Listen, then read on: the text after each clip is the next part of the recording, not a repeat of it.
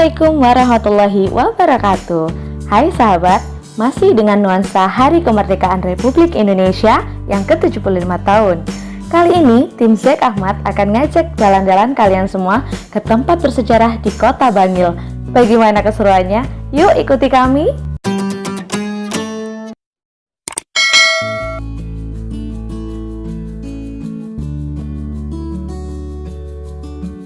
Hai sahabat, untuk tempat pertama yang akan kita kunjungi adalah Makam Mbah Bangil.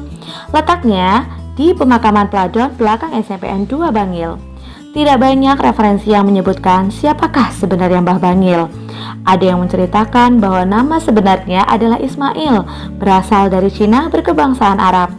Tetapi karena ilat Jawa tak fasih dengan huruf Ain, biasa dengan huruf Ngo atau aksara Jawa, maka menjadi Mbah Ismail yang kemudian lebih dikenal dengan Mbah Bangil. Di makam ini terdapat pusara dengan huruf Arab yang tak bisa terbaca dengan jelas karena usianya sudah terlalu tua. Untuk mencegah dari kerusakan semakin parah, dibungkuslah dengan kain berwarna putih. Nah, Mbah Bangil sejarahnya adalah sering berdakwah ke pesisir utara hingga setiap tempat yang disinggahi diberi nama Bangilan seperti di Pasuruan, Gresik, Banyuwangi, dan Sumeneb.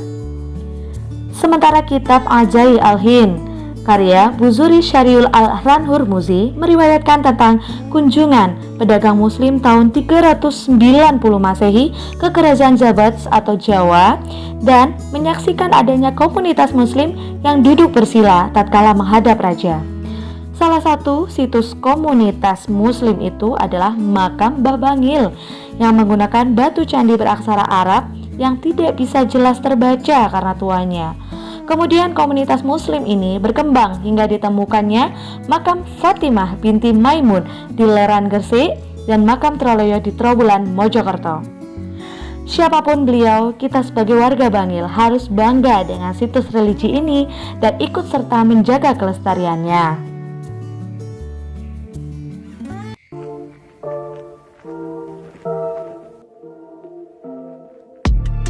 Baik sahabat, untuk lokasi selanjutnya adalah Masjid Jami.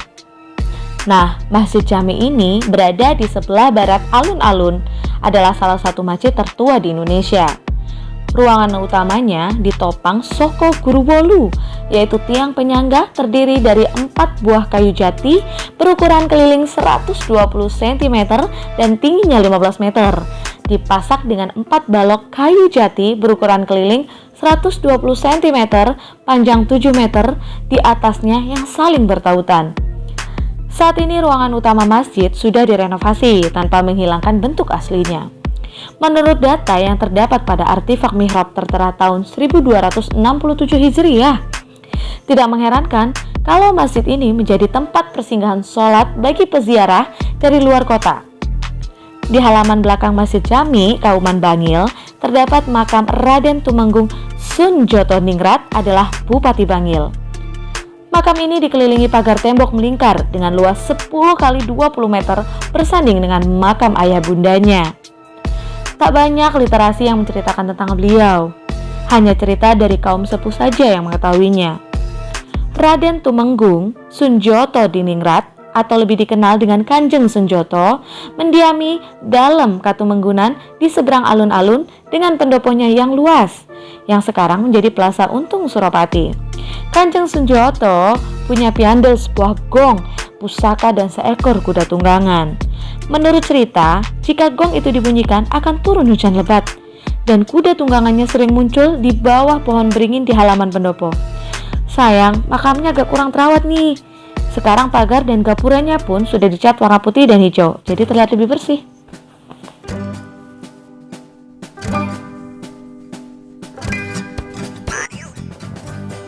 Oke sahabat, next, kantor pos. Jika kita melintas di depan Paseban atau pendopo alun-alun, sekilas pasti mengenali sosok bangunan ini yang sekarang menjadi toko swalayan. Bangunan tua yang terletak di utara jalan itu dulunya adalah kantor pos, kemudian pindah ke gedung sekarang yang berada di belakangnya.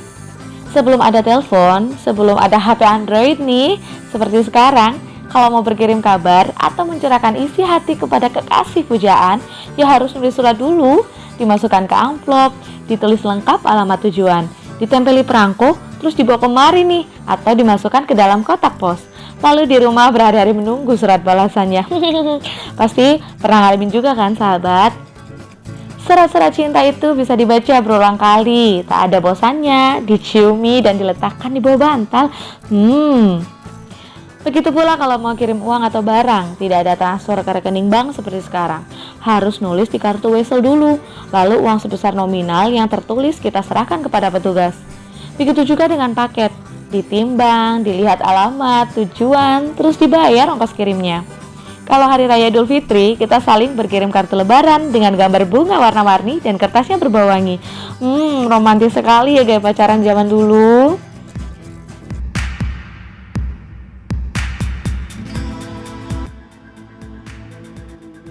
Oke sahabat, next. Kita sekarang ke wilayah timur Kota Bangil. Ada apa ya? Yap, benar banget. Kilometer 0. Dulu saya sering tertawa jika mendengar omongan teman-teman kalian Nyar. Apa nang Bangil? Loh, bukannya kalian Nyar juga Bangil? Lantas, Bangil yang sebenarnya itu di mana? Dan inilah dia, Bangil 0 di Ledok. Sebab utara jalan masuk wilayah Cemandi, sebelah timur sungai namanya Cangaan, dan seberangnya namanya Pesanggerahan. Patok kilometer yang berbentuk 5 segitiga ini sudah ada sejak saya masih kecil loh. Tetap seperti itu, hanya saja sekarang dicat warna kuning merah dengan tulisan berwarna hitam. Kilometer 0 pernah menjadi saksi sejarah karena di depannya dulu ada gedung Dikora. Yap, gedung milik organisasi terlarang PKI. Sudah dirobohkan dan diganti dengan jajaran rumah makan Swadesi dan makam Mbah Ratu yang sudah direnovasi. Rumah bercat biru yang terlihat itu dulu rumah Pak Bakar Penatu yang mencucinya di Kali Andil dan disetrika dengan setrikaan arang kayu yang ada ayam jagonya manju mundur itu loh.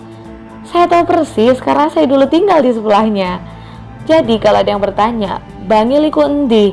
Antarkan ke sini, tutuh no, terus jamu nono, jamu gedung larangan. Biar kapok deh nggak nanya-nanya lagi.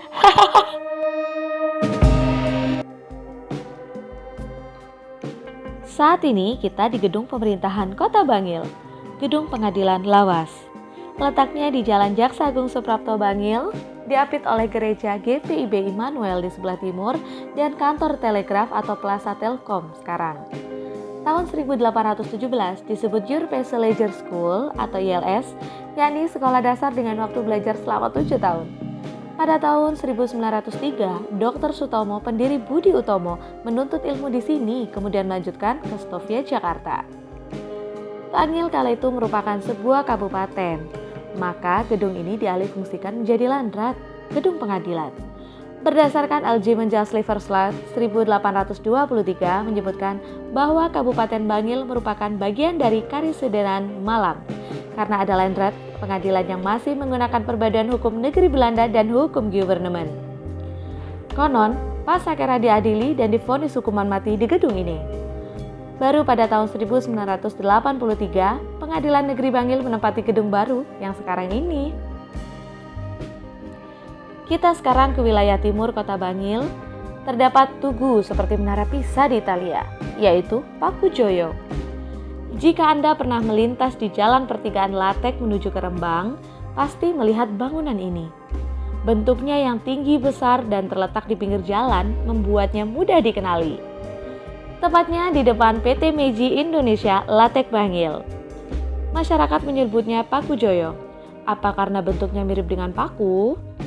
Sebetulnya bangunan ini adalah water tower atau menara air sebagai tandon. Setelah air dinaikkan kemari oleh mesin pompa yang ada di sumber sono, untuk selanjutnya dialihkan ke rumah-rumah menjadi air keran atau banyu ledeng.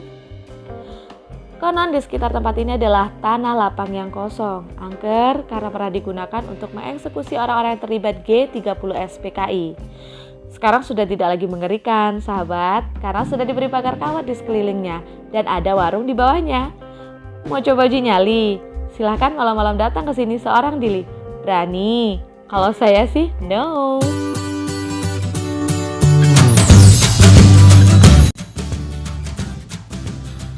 Oke sahabat, kita sekarang sampai di tempat wisata terkenal di Kota Bangil. Wow, Sumber Sono, kolam renang favorit Jaduler. Airnya jernih sahabat, meski limpahan dari mata air yang tertutup bangunan beton keluar melalui pipa-pipa besar dari dalam kolam. Dulu kalau hari Minggu dan hari-hari libur lainnya, kami sering bermain dan berenang di sini. Jika tak bersepeda, ya berjalan kaki, bobol lewat lumpang bolong, nyebrang rel kereta, terus menyusuri pematang sawah.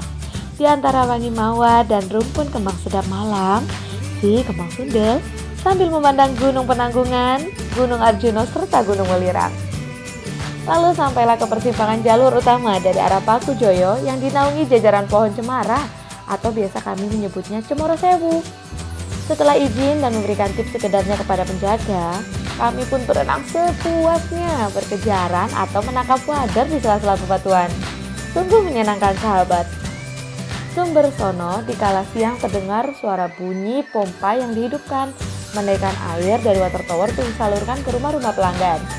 Sumber Sono tempat yang cocok untuk berkemah di kerindangan pohon terembesi dan kecrutan, atau mencuci tenda dan menunggunya sampai kering, seraya menikmati pedasnya rujak yang kami bawa. Sumber Sono adalah kolam renang alami kebanggaan kami para Jaduler, tempat merajut kenangan manis bersama kekasih. Sumber Sono menjadi kolam senang favorit sebelum ada sakura dan sebani seperti sekarang ini loh. Oke sahabat, sampai di sini dulu ya. Next kita jalan-jalan lagi. Semoga dengan liputan ini masyarakat Bangil dan sekitarnya benar-benar terhibur. Jangan lupa like, subscribe, dan komen channel ini. Ketunggu ya. Dah, aku Elvin, Zek Ahmad melaporkan. Terima kasih. Wassalamualaikum warahmatullahi wabarakatuh. Channel nomor 1 di Indonesia, Zek Ahmad. Yes, I can.